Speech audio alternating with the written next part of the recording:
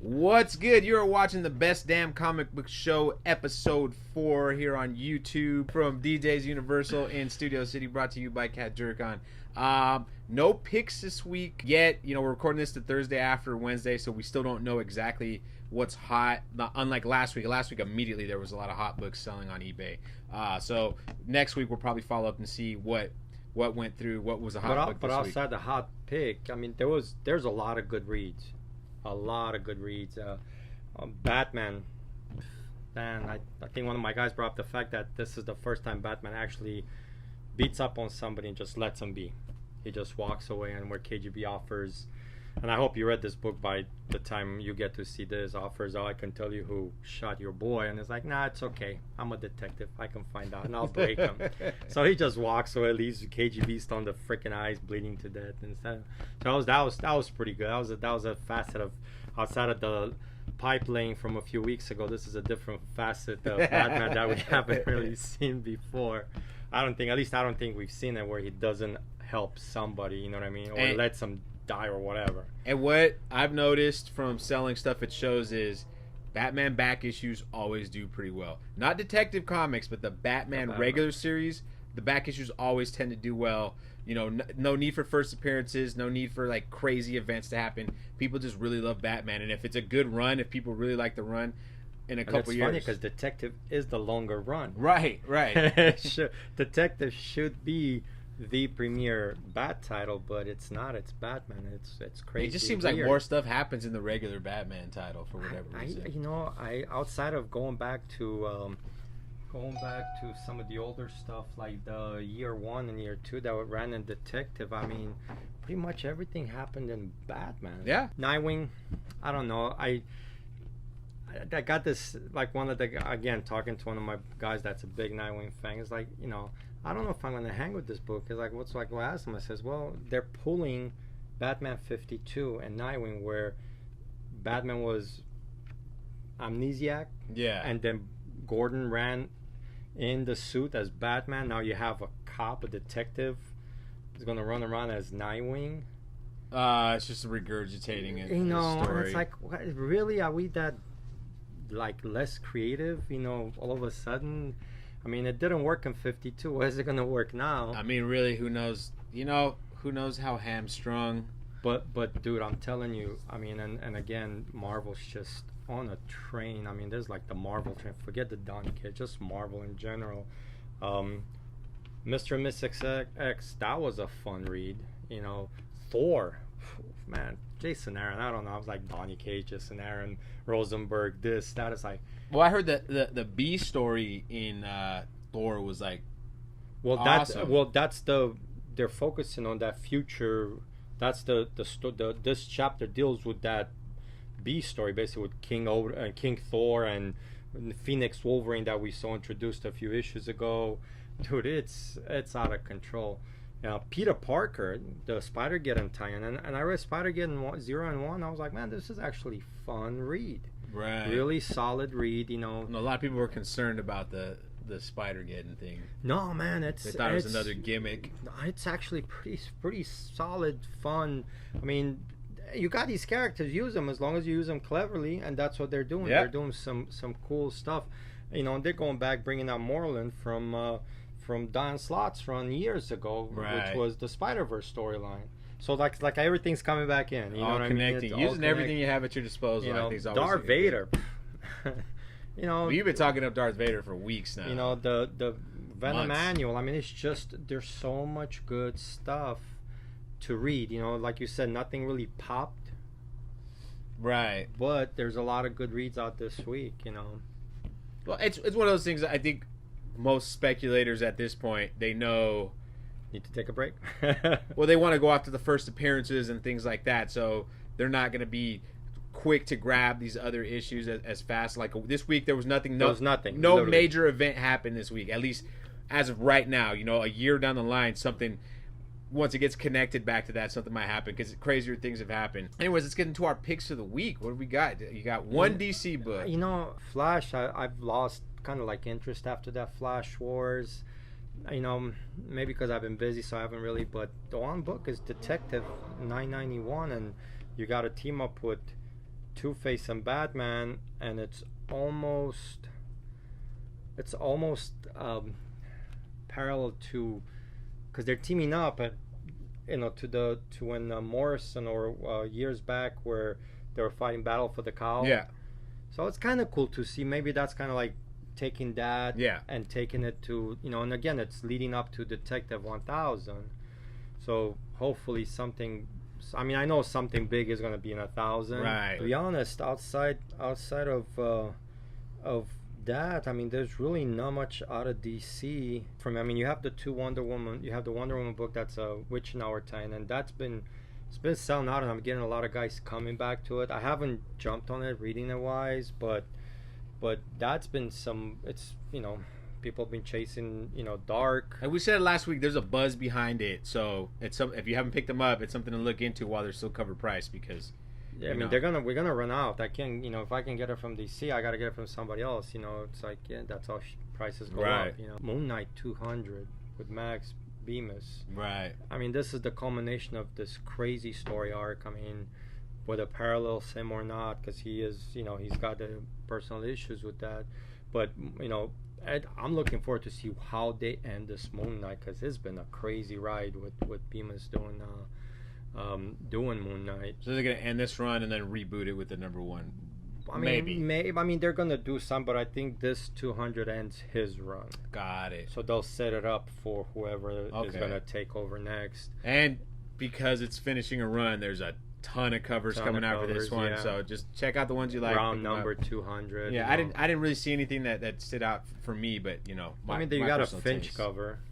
Because he did Moon Knight back in the day, so maybe they're not the biggest David Finch fan myself, but he was Well, tell me about Punisher. I know you've been talking about Punisher quite a bit the past just couple months.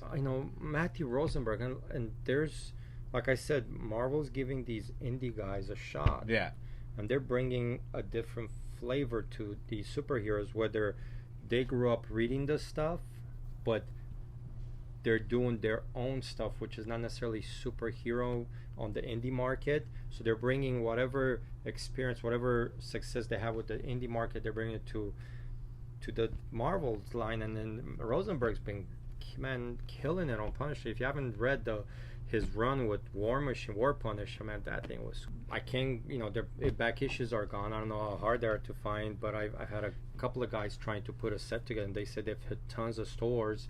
And they haven't been able to find much. So let me ask you something.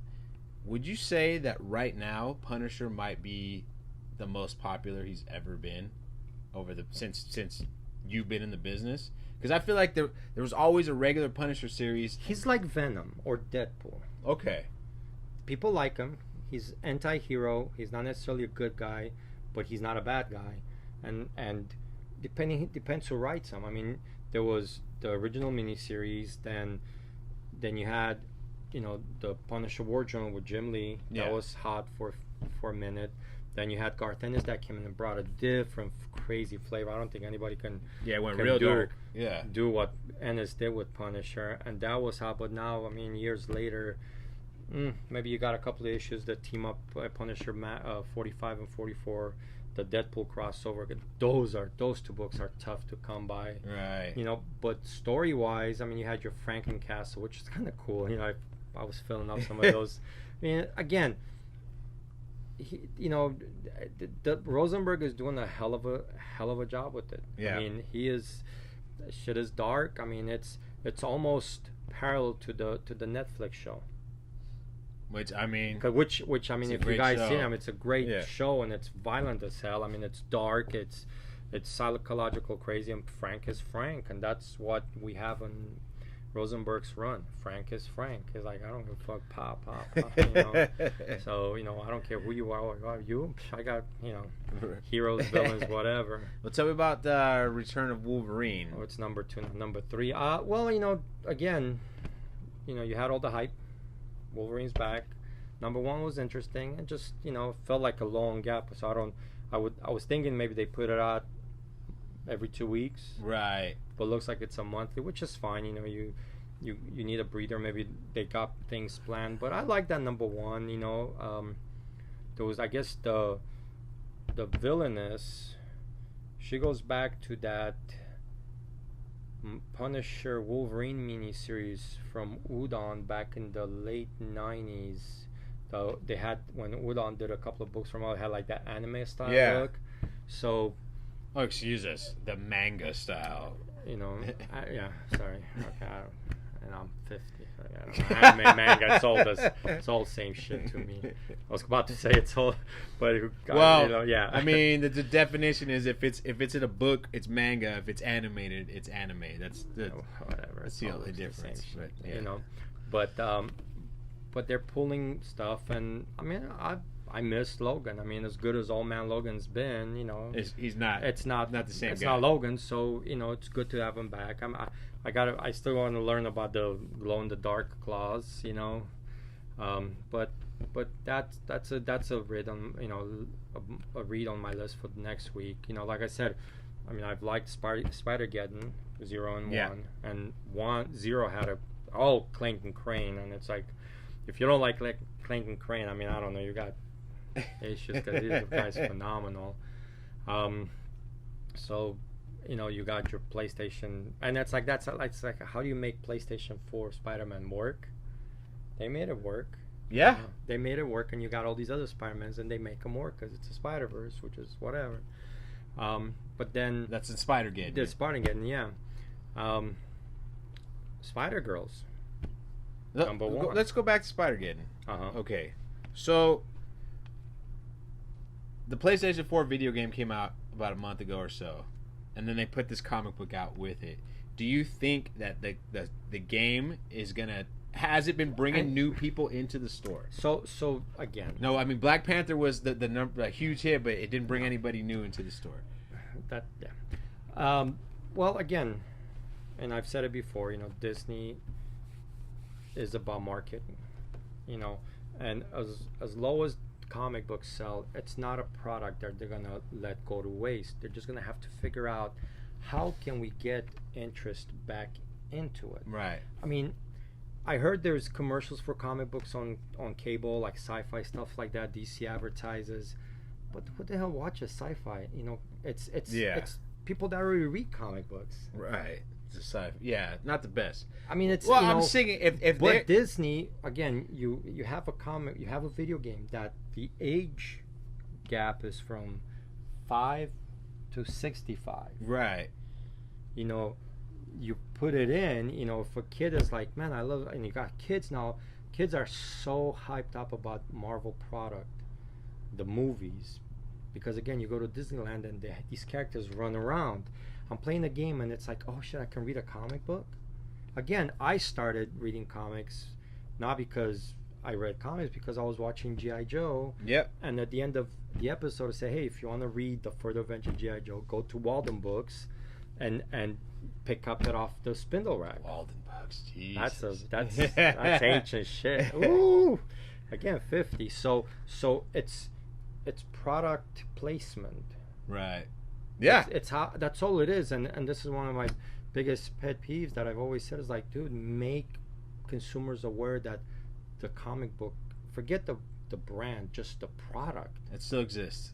Get out there, get them hooked on it. You know, I mean, it's something there. If in a pinch, if you need some money, you can always you know, sell your collections. We diverted from. He's got into philosophical stuff here, but SpiderGirls #1 you were talking about. Well, you know, you got Mayday Parker, Anya Corazon, and Anime Parker, Spiderling. So all these they're not Spider, but they're girls that popped in at some point throughout the Marvel universe. And I just want to see it's Jodie Hauser, and she's a pretty solid writer, you know. And just again, it's just a matter of using your characters, you know. And, also a lot of variants on this one as well.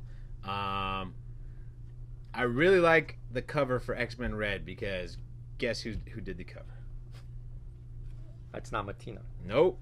Jenny Frezan. Jenny Frezan did a really nice Nightcrawler cover on this Spider-Man Red next week. It looks nice. But Cat's actually been reading X-Men Red. X-Men Red, yeah. It's pretty good. You know, you again, it's all about solidifying the X-Men universe, and you have Jean going up versus Cassandra Cain, Cassandra Nova, which is Xavier's twin sister that he killed in his womb, in his mom's womb. So Xavier's pretty dark, but it's been good. It's been solid. Jean Grey, again, you had him missing for so many years, so you got her back again. The X-Men universe is coming back together, And my last pick is just, what if Thor was raised by the Frost Giants? Yeah, I saw that. And it's written by God, I forget the kid's name, but he's the one that writes All Man Hawkeye. Oh, that okay. book is solid. I mean, I've been raving about that book, but yeah, and I'm gonna give it a shot. I mean, I want to read that because and the cover looks cool. Oh yeah. What I've noticed about these what ifs in the past couple months is that people are picking them up because they've sold out. Yeah, they're selling out. People are holding on to them just in case something happens where that comes to fruition and becomes a part of a universe. It becomes a part something. Yeah, of if a it mainstream. clicks, why not? Yeah, so I mean, it's something to look at. Even if you're not reading it, it might be something to grab and hold on to because you never know. You never know. And like I've always said in other videos in the past, when something sells out before it even comes out, like we're technically, by the time this video comes out, it's going to be a couple days before, but right now we're almost a week before next Wednesday, and there's books selling out that are regular print. They're not variants. Yeah, that's always something to look at. That's a clue, a hint that maybe that's something you want to get into. Hey guys, thanks for watching once again. Hope you liked the beginning of the video. Today we're going to talk about Venom and how Daniel, myself, and Cat, all three of us were completely wrong about how this film was going to get received. I was less wrong than everybody, but wrong nonetheless. You were less wrong in what regard? Because I said the movie was going to have a strong opening weekend, and I said it wasn't going to have lasting power because it was going to have a huge fall off the next weekend, and it didn't have. It had a normal to like slightly less than normal fall off, which is actually that's a big deal. Because that means Venom 2 is coming out. That's what it means. In my opinion, that's what it means. I mean, I don't have the exact numbers, but I know internationally it's already made almost $400 million. Domestically, it's $70 million over budget. So it's made money. In fact, I actually talked to somebody. I talked to somebody that works at Sony as a finance guy, and I asked him. I said, "Hey, is this movie actually did it actually make money?" And he was like, "Yeah, oh yeah, it made tons of money." And if he's saying that week 2, you already know. And this was before week 3. Yeah, week 2. He said this is. He said that the opening weekend doubled their projections. They thought they were only going to make 40, and they ended up making 80 the opening weekend. So they were already planning on having a smaller weekend. And it's like, I'm glad that people. Well, it shows two things. I watched the movie. It wasn't a very good movie. It shows that people are willing to watch a character. Right. Well, if you have a nice trailer. Well, it's funny. I talked to the guy. I was like, that movie. Did you see it? And he's like, yeah. He's like, it was shit. It was a terrible movie. But people showed up not caring. They just wanted to have a good time, and it was fun. Like I said, I've talked to other people. It was entertaining. I had a good time watching it. People just showed up. They had a good time watching it. They didn't care that the plot wasn't that great. They were just like, maybe because they know it's not a part of the Marvel universe, so there's no stake. So it's like, fuck it. Yeah, maybe that's what it was. I don't know moving forward if the next one's going to be as profitable, because I know the plan for Sony is to like build their own universe of basically all of Spider-Man's bad guys, and then I'm assuming eventually they're gonna introduce Spider-Man. They're gonna go right back, and they're doing the animated movie with all the different Spider-Mans as well. I didn't know that was a Sony project. I haven't seen Sony's name on any of the trailer or anything really. Well, what are the implications? What do you think? Because I mean, it's all this stuff that people know. But what do you think? I think we thought this movie was gonna bomb, and then Sony was gonna pull out of the whole superhero business. So, do you think Venom 2 is gonna come out? I definitely, absolutely. Or if not Venom 2, a movie with Venom in it, or Morbius, like they're talking about Morbius, like all these Spider-Man villains. So you see, but I mean, there was a teaser in the Venom movie. There's a teaser at the end where Carnage is introduced, or the guy that plays Carnage is introduced, Cletus Cassidy. So they already had Venom 2. So you think? So my final question is, you see a Venom 2 before these other spin-offs, or do you think they're willing to roll the dice on these spin-offs before you see Venom 2? I think I'm not completely sure. I think they've already been developing the Morbius movie and the other characters' movies. I say you do Venom 2 and you incorporate the characters within the world. Yeah, and by that point. And if people like the character, then you do exactly. It's just going to be interesting to see how they're able to involve all these characters together without Spider-Man, especially because from my knowledge, they never had any storylines that were really crossing each other over as well. So I don't know. Like I said, I was hoping that this was the end, and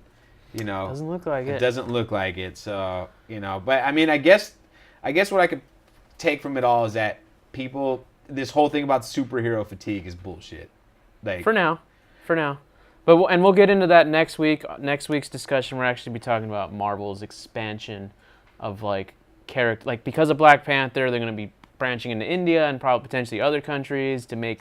And so that might be the number one combat to the superhero fatigue because the Western was the last superhero films in my opinion in terms of dominance, box office dominance.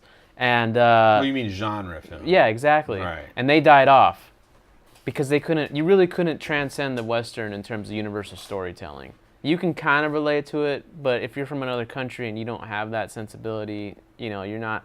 But if you start introducing a superhero for every country, right.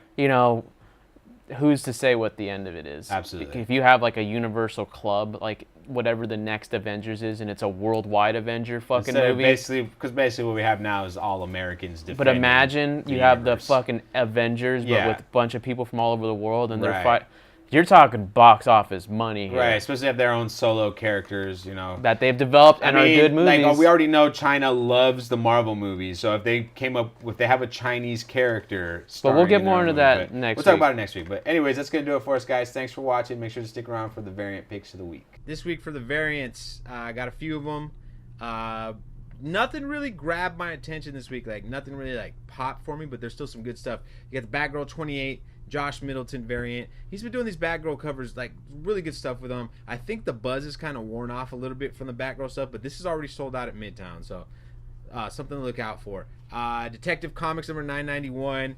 Mark Brooks got the memo from Francesco Mattina that he needed to step his game up with the Bat covers, and he does a pretty good job with this. You got Batman, you got Two-Face. It's a really nice cover. It is. It's and I see this guy. He's on a bunch of shows too. Something to maybe get signed in the future. Flash number 57. This is my first time ever picking a Howard Porter cover, but it's just a nice cover. I personally think it's some of his best work. Looks nice. Yeah, it's different. I think sometimes.